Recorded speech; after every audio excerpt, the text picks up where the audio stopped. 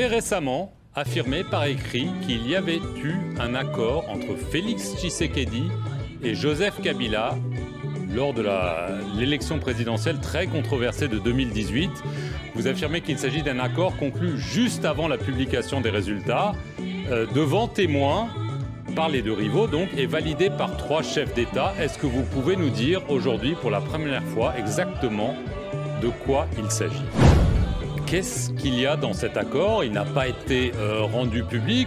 Vous avez affirmé que vous en êtes l'un des rédacteurs. Que dit cet accord? Est-ce qu'il dit que Joseph Kabila et Félix Tshisekedi se mettent d'accord pour partager le pouvoir, alors que d'après la Senko, d'après beaucoup de pays occidentaux, l'élection n'a pas été gagnée par Félix Tshisekedi, mais par Martin Fayulu? Qu'y a-t-il dans cet accord, Monsieur Nanga? Je vous repose la question. Pourquoi est-ce que Félix Tshisekedi nie qu'il y a un accord si vous dites qu'il n'y a pas de problème? Pourquoi ce secret? Pourquoi ce mystère? Vous avez quand même dit dans une interview à Radio Okapi fin août, parce que vous dites que les résultats ne sont pas controversés, vous ne voulez pas revenir dessus, vous avez dit quand même qu'il y a eu des secrets de délibération des véritables résultats. Est-ce que vous maintenez aujourd'hui que ce n'est pas Martin Fayulu qui a gagné cette élection, Monsieur Nanga, parce que lui le maintient jusqu'à aujourd'hui? Mais ce que je ne comprends pas, Monsieur Nanga, c'est en quoi cet accord devait-il être secret? Si c'est juste un accord de partage de pouvoir, en quoi est-ce que ce serait un problème de le rendre public, et pourquoi tant d'enjeux autour de ça? Mais comme vous le dites vous-même, on est en 2023. Pourquoi est-ce qu'il n'a pas été rendu public au moment où il a été signé, début 2019? Quel était le problème?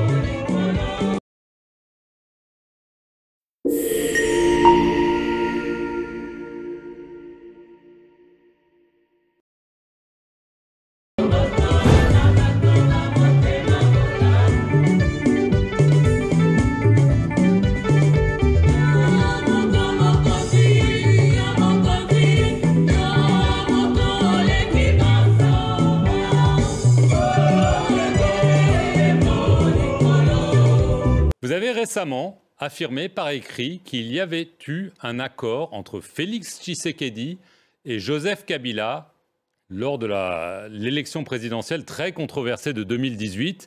Vous affirmez qu'il s'agit d'un accord conclu juste avant la publication des résultats, devant témoins par les deux rivaux donc, et validé par 3 chefs d'État. Est-ce que vous pouvez nous dire aujourd'hui pour la première fois exactement de quoi il s'agit?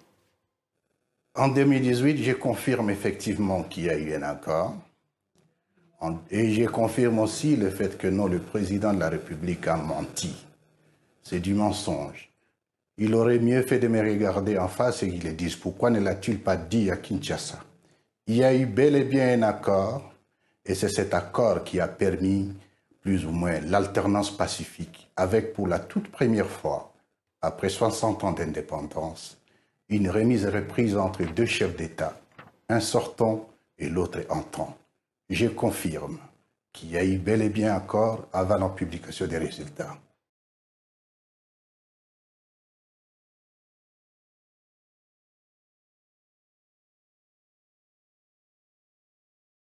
Alors, qu'est-ce qu'il y a dans cet accord? Il n'a pas été rendu public. Vous avez affirmé que vous en êtes l'un des rédacteurs. Que dit cet accord? Est-ce qu'il dit que Joseph Kabila et Félix Tshisekedi se mettent d'accord pour partager le pouvoir, alors que d'après la Senko, d'après beaucoup de pays occidentaux, l'élection n'a pas été gagnée par Félix Tshisekedi, mais par Martin Fayulu? Donc, ne revenons pas sur là. Je pense que ce n'est pas opportun de revenir sur la question de qui a gagné. Parce que de toute façon, la CENI a annoncé les résultats provisoires et les résultats définitifs ont été annoncés par la Cour constitutionnelle. L'accord était, en fait, la situation, la circonstance de 2018 est une circonstance exceptionnelle où pour la toute première fois, on n'avait jamais eu une passation des pouvoirs. Et c'est la gestion de cette circonstance exceptionnelle où il y avait la conjugaison de plusieurs intérêts. Les intérêts de ceux qui étaient avec les différents candidats, les intérêts de la communauté internationale, mais ce qu'on a souvent oublié, les intérêts des forces de sécurité de l'ordre et de l'ordre. Bien entendu, la CENI devait jouer un rôle pour la paix, pour la passation pacifique du pouvoir. L'accord s'intitule l'accord pour la paix et la stabilité de la République démocratique du Congo. L'accord n'a violé aucune disposition de la Constitution, mais elle permettait la fluidité de cette passation des pouvoirs. Et je confirme que l'accord a bel et bien eu lieu, mais M. Tshisekedi est habitué au parjure et à la négation. Et je me demande pourquoi l'a-t-il dit à New York? Il devait le dire à Kinshasa.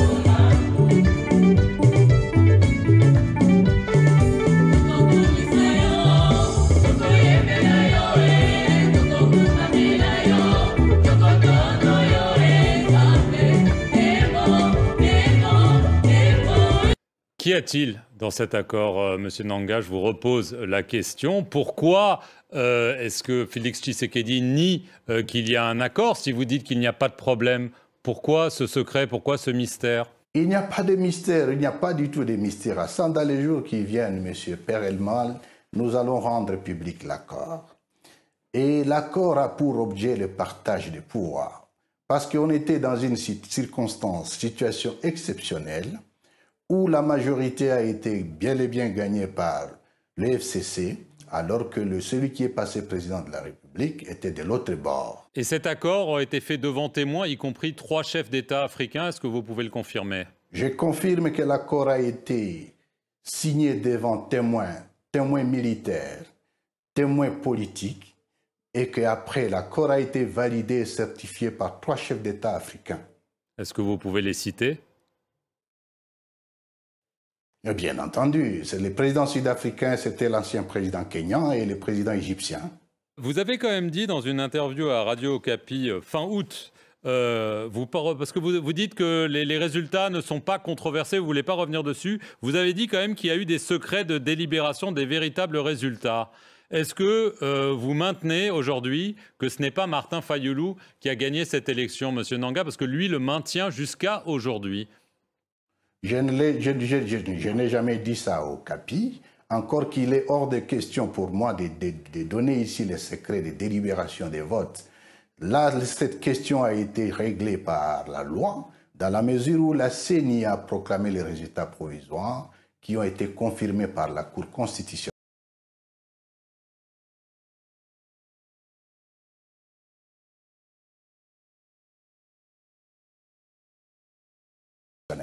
Le problème avec Marc, le problème dans cette histoire, laissez-moi le dire aujourd'hui, c'est qu'il y a eu beaucoup d'intervenants, comme je les ai cités au départ.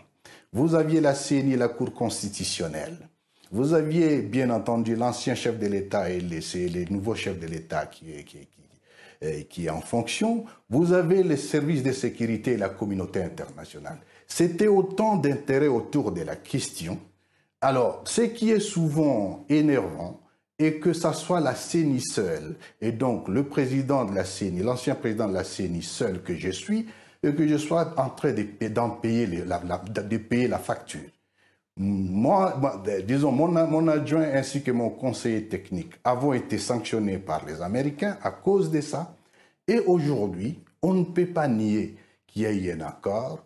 Et c'est ce qui est très énervant parce que ceux qui sont bénéficiaires, ce qui est le premier bénéficiaire de cet accord, il devrait être sincère et être dans l'humilité de ne pas mentir. Il a menti. Mais ce que je ne comprends pas, Monsieur Nanga, c'est en quoi cet accord devait-il être secret? Si c'est juste un accord de partage de pouvoir, en quoi est-ce que ce serait un problème de le rendre public et pourquoi tant d'enjeux autour de ça? Monsieur Perelman, ce n'est pas à moi de vous apprendre que dans la vie des sociétés, les sociétés vivent des accords. Cet accord n'est pas un accord secret. Cet accord est un accord qui sera rendu public dans les jours qui viennent. Mais comme vous le dites vous-même, on est en 2023. Pourquoi est-ce qu'il n'a pas été rendu public au moment où il a été signé, début 2019? Quel était le problème? Il devrait être rendu public aujourd'hui parce que le premier bénéficiaire en nie l'existence, ce qui est un mensonge. C'est ça plutôt le problème. Ces soutiens affirment que vous agissez ainsi aujourd'hui parce que déjà vous avez pris votre envol politique, si je peux dire, et d'autres affirment qu'il y a une dispute minière, que vous avez essayé d'obtenir des faveurs du pouvoir et qu'il n'y a pas répondu favorablement, et que c'est pour ça que vous vous vengez. Quelle est votre réponse à ces accusations contre vous ?